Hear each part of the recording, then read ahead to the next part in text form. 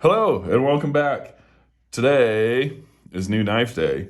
None of these are my new knives, but this is my new knife. So if you are a consumer of the internet and you are into knives at all, you know this packaging very well by now. It's very popular, this packaging and the contents within. So without further ado,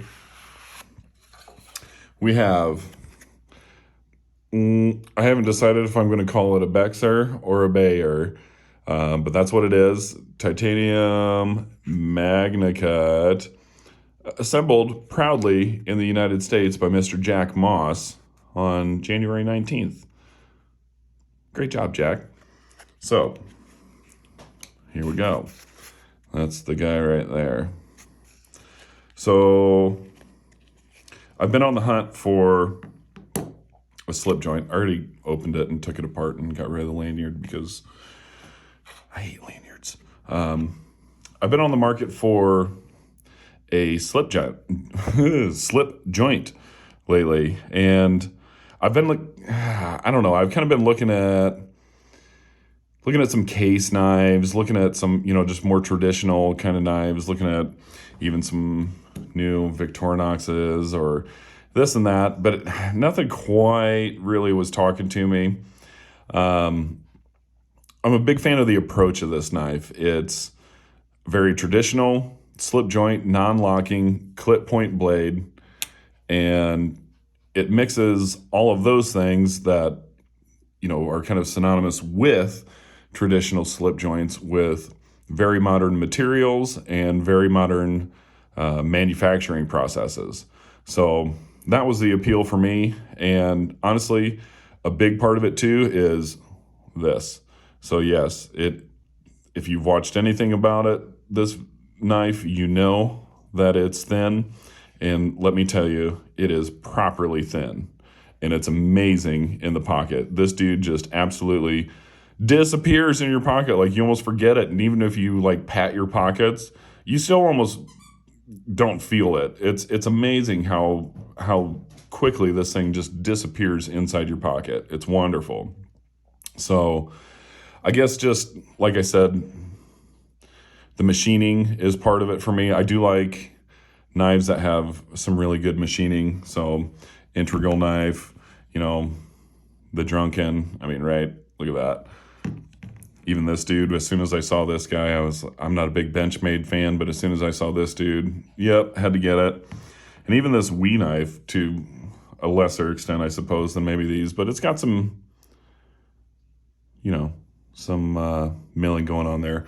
So I kind of like when a lot of attention gets paid to handle scales and a lot of detail goes into it.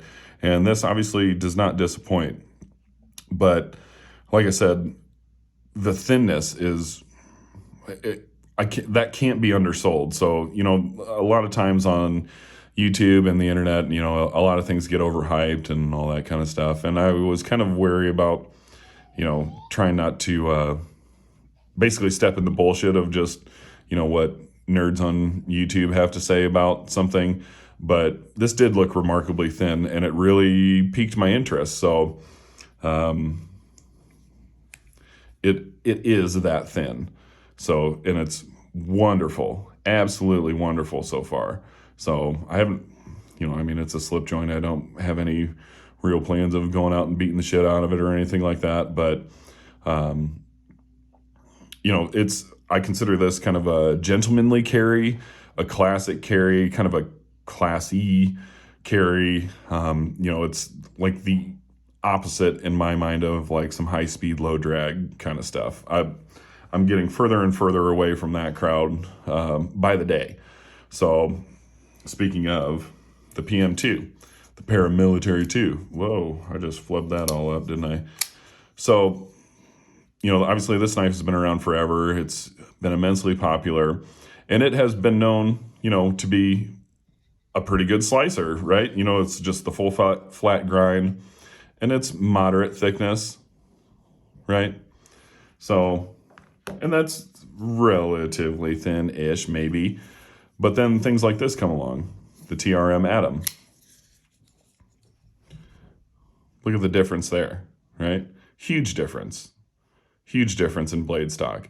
So this thing out slices, I mean, as far as sliciness, it runs circles around the PM2, right? And then you get into, well, I don't know, things like this case, traditional knife right here. You know, we're talking thinness. Look at how, I mean, that's a notable step towards the thinner direction, right? Maybe this Victorinox, very thin knife, right? Well, check this out. Even thinner still. It's not a whole lot thinner than these knives, but it is thinner still, for sure. Look at this. It's not a huge step, but it most definitely is. Look at it compared to this. This is just, you know, universally known as being a thin, slicey knife. Like, get out of here. And then, you know, when you compare it to something like this, I mean, you almost feel like you could, like, stick this knife in between the handle scales there. Like, that's how thin it is. So it's wonderful. I really, really, really have been enjoying it so far. It just, yeah, just the way it carries is remarkable. And so if you don't know, I'm sure if you are watching this, you do know, but Tactile Knife Company is a branch of or I guess, I don't know how you put it, but they're partners in crime with the Tactile Turn pen people. And their pens are amazing. So I don't own one, but my next door neighbor, he owns one, and I've got to play with it a little bit. And it's super nice. It really is a nice thing, and they do great machining, really high quality stuff, and it just feels great. And that has been directly handed over to this. So the milling lines here, these are they're I guess you could say much less lower frequency. They're not as thin going this way, but it has the same feel to it. It's not ultimately grippy. Like, I don't think it's as grippy as like the G10 on this or anything like that, but it actually does have, for what you would use a slip joint knife for, has way more traction than what you need. So that's really nice. And another thing too, even though this knife is this thin and it just absolutely disappears, you still get a good amount of blade. So I'm not like the Mr., measure everything, but here's your bug out. So it's, as far as blade length goes, it's getting close. Let's see what the thicknesses are there. The bug out is known for being a super thin and slicey knife, right? So, that's just what I'm talking about.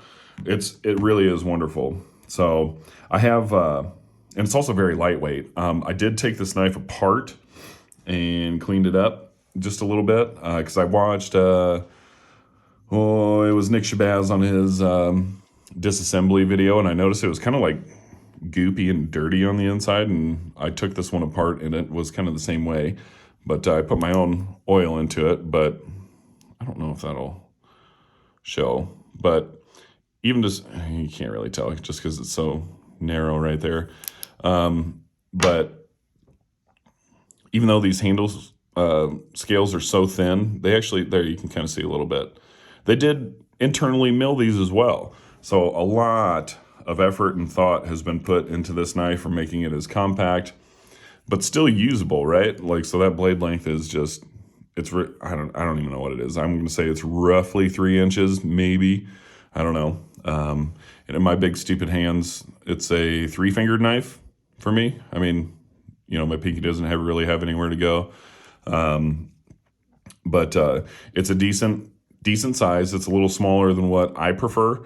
But for a slip joint, for a knife that I just want to disappear, it's perfectly adequate. So, but yeah, I mean, the lightness was a consideration, the thinness, the ease of carry, which both of those play into very, very much, really was executed very nicely on here. So good blade finish on there too, nice stonewash, good sheen. So I'm not super huge on stonewash finishes, but I do admire that they don't show scratches as much, like the wear that over the years of using it doesn't quite show as much on a blade that has this type of finish versus, like, look at this case.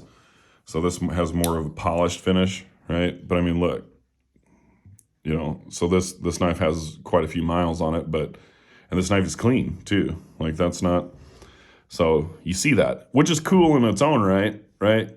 But, as far as keeping a knife looking new, this finish is going to go a long way. So I don't know. I'm not going to go blazing down the trail that every single other YouTuber on the interwebs has done, but it's super thin. It is in Magna cut, so that's another part of the deal for me, was that if you watch any of my videos, that I am a sharpener, and I like to see how different blade steels react to my sharpening, and it's just kind of broadening the collection a little bit. So Magna cut is like the latest greatest thing that all the cool kids are talking about. So when I looked on their website and they had one of these available, I was like, yep. So it was a pretty easy decision, and so far I've really been liking it. I haven't sharpened it yet, but it actually came really quite sharp from the factory, and I've kind of had a run of kind of inconsistent blade grinds from side to side, like the bevels are a little bit weird, or not symmetrical, or you run into the case of this Shaman, this is brand new, and I haven't fixed the edge on it yet either, but you can kind of see you have bevel, bevel, bevel, and then right from here out, it really opens up quite a bit. So that's the kind of stuff that drives me crazy. Maybe that's a bit harsh, but I don't like asymmetrical blade grinds. And this one, I think, was done very nicely. It's very sharp.